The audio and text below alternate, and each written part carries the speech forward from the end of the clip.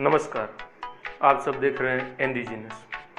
आज हम बात करने वाले हैं जीवन की विकास यात्रा के बारे में। तो जैसा कि आप सब जानते हैं कि हमारे चारों तरफ विभिन्न प्रकार के पेड़ पौधे जानवर मौजूद हैं। उनकी कई सारी प्रजातियां हैं।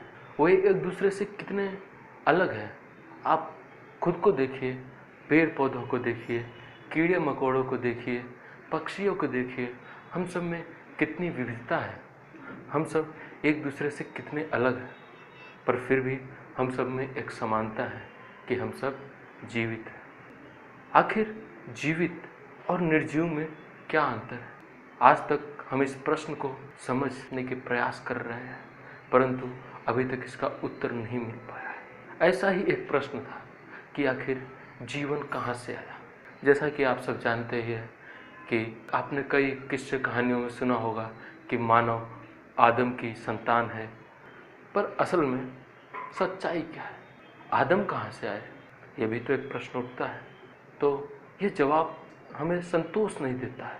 आखिर अगर मानव का पूर्वज आदम है, तो बाकी जो पेड़ पौधे, जो जानवर, जो कीड़े मकोड़े हैं, उनके पूर्वज कौन है? यह बहुत ही गंभीर प्रश्न है। हमने बहुत प्रयास किए इसका उत्तर जानने का, परंतु यह सर चार्ल्स डार्विन थे जो इसका सही तरीके से उत्तर दे पाए।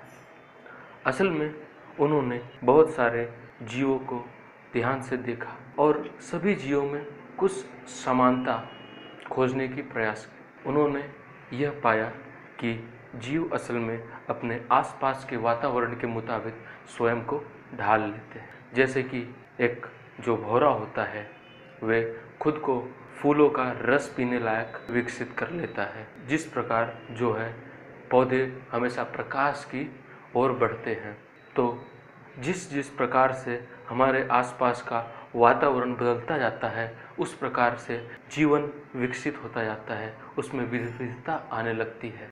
परंतु हम बात करें आज से अरबों वर्ष पहले, जब धरती पर जीवन नहीं था, जब धरती बिल्कुल नई थी, बिल्कुल बंजर थी, तब भी उस समय जीवन को बनाने वाले जो रसायन हैं वे मौजूद थे। क्योंकि हम जिन रसायनों से बने हैं वे ब्रह्मांड में आमतौर पर पाए जाते हैं। ऐसा माना जाता है कि वे सभी रसायन समुद्र के जल में मिश्रित हो गए और उस समय कुछ इस प्रकार का माहौल था कि वे बिल्कुल सही माहौल मुहैया करा पाया, जिसकी वजह से रसायन आपस में जुड़ते गए और एक जटिल सा रसायन बनाते गए, जिसे हम RNA कहते हैं। वे RNA ही है जिससे विकसित होकर DNA बना। और आप सबको तो मालूम ही है, हर जीवित प्राणी के अंदर DNA मौजूद होता है। तो सबसे पहले सूक्ष्म प्राणी बने थे जो सिंगल सेलुलर होते हैं। धीरे धीरे सिंगल सेलुलर प्राणियों के अंदर कुछ बदलाव आया। वे सेल आपस में चिपकने लगे। उन सेल्स ने आपस में एक समझौता किया कि कुछ काम हम करेंगे, कुछ काम तुम करना, और इस तरीके से एक मल्टी सेलुलर ऑर्गेनिज्म का जन्म हुआ। और हम और आप भी मल्टी सेलुलर ऑर्गेनिज्म हैं।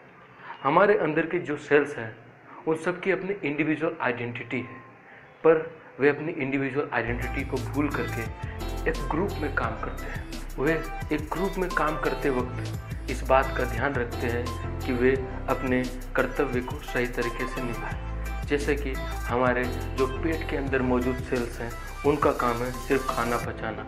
मस्तिष्क के अंदर जो सेल्स हैं उनका काम है सिर्फ और सिर्फ हमें निर्देश देना। हमारी आंखें सिर्फ देखने का काम करेंगी।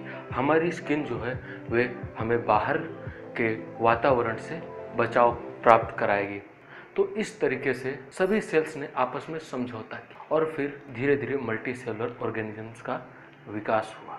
मल्टी सेलुलर ऑर्गेनिजम्स ये कॉन्सेप्ट इतना बढ़िया था कि आज आप देखें तो वे कितने सारे अलग अलग स्पीशीज में बदल गए हैं।